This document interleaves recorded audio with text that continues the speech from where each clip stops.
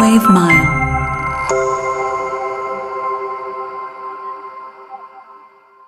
Welcome students in my class.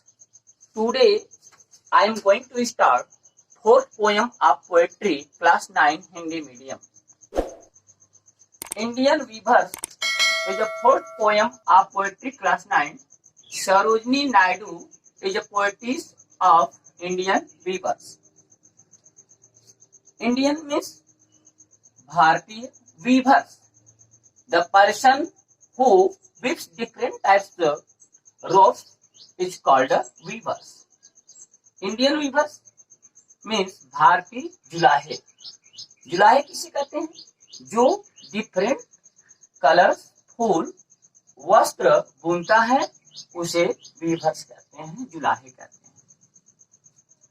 Indian weavers poem highlights the craft and arts of Indian weaver. In this poem, the poetess Sarojini Naidu tells us three stages of human beings. In this stage, the person use different types of clothes. Now, I start poem. Weavers weaving at break of day. Why do you weave a garment so gay? Blue as the wing of Halcyon wind. We weave the ropes of newborn child. Weavers weaving fall of night. Why do you weave a garment so bright? Like the plums of peacock, purple and green, we weave the marriage veils of green. Weavers weaving so Solomon and still, what do you weave in the moonlight chill? White as feathers and white as cloud, we weave a dead man's funeral shroud. इस poem में Sarojini Naidu Weaver जुलाहे से पूछती हैं, कहती हैं कि हे जुलाहे एट ब्रेक ऑफ डे, सूर्योदय के समय, why do you weave a garment so gay, तुम इतने चमकीले वस्त्र क्यों बुनते हो? गारमेंट्स मतलब होता है वस्त्र, सो गे मतलब अधिक चमकीले, वीव मतलब होता है बुनना, ब्रेक ऑफ डे मतलब होता है मॉर्निंग टाइम, वीविंग मतलब होता है बुनते समय. सरोजिनी नायडू जुलाहे से पूछती हैं कि हे जुलाहे, तुम सूर्योदय के समय, why do you weave a garments हो गए, तुम इतने अधिक चमकीले वस्त्र क्यों बुनते हो? जुलाहा उत्तर देता है, blue as the wing of halcyon wild. Halcyon एक जंगली पक्षी होता है. जंगली हैल्सियन पक्षी के पंखों, नीले पंखों के समान, जंगली हैल्सियन पक्षी के नीले पंखों के समान हम यह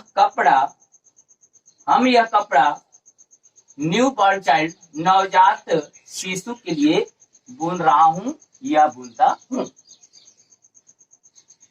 पुनः सरोजिनी नायडू जुलाहे से पूछती हैं, weavers weaving fall of night.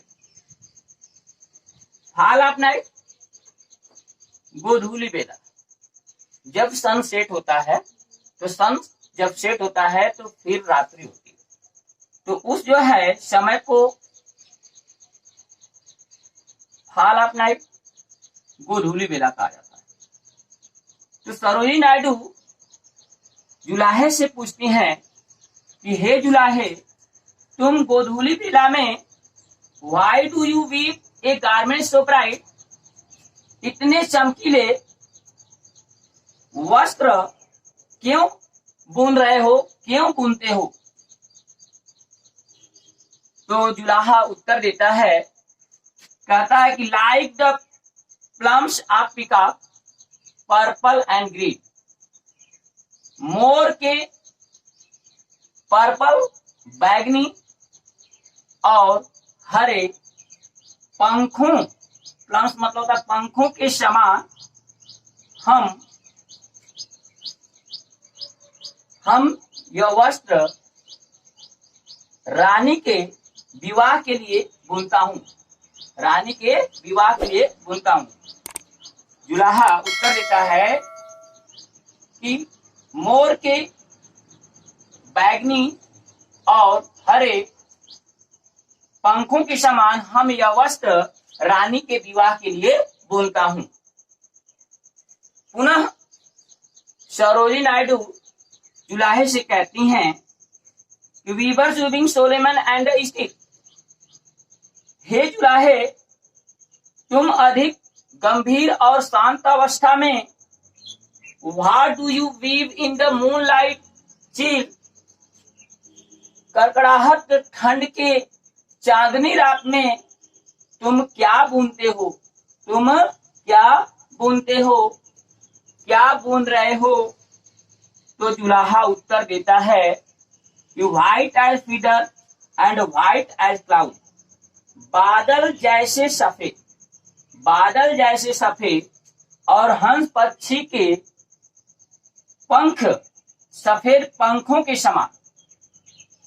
बादल जैसे सफेद और हंस पक्षी के सफेद पंखों के समान हम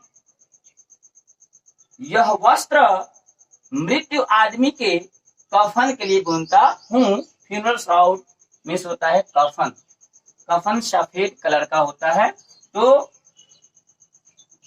कवित्री कहती हैं सरोजिनी नायडू, एट लास्ट में सरोजिनी नायडू कहती हैं कि हे जुलाहे, तुम weavers weaving solemn and still, what do you weave in the moonlight chill, white as father feathers and white as cloud, we weave a dead man's funeral shroud। जुलाहे से सरोजिनी नायडू पूछती हैं कि हे जुलाहे, इतनी गंभीर और शांत अवस्था में तुम चांदनी रात की कड़कड़ाहट ठंड में तुम क्या बुनते हो?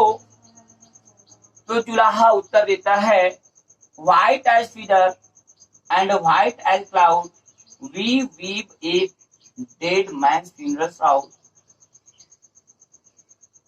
Feeder and white as cloud, बादल जैसे सफेद, बादल जैसे सफेद और हंस पक्षी की सफेद पंख के समान हम यह कपड़ा मृत्यु आदमी के कफन के लिए बुनता हूं। फ्यूनरल शाउट मतलब होता है कफन। तो यह पोयम समाप्त हुआ।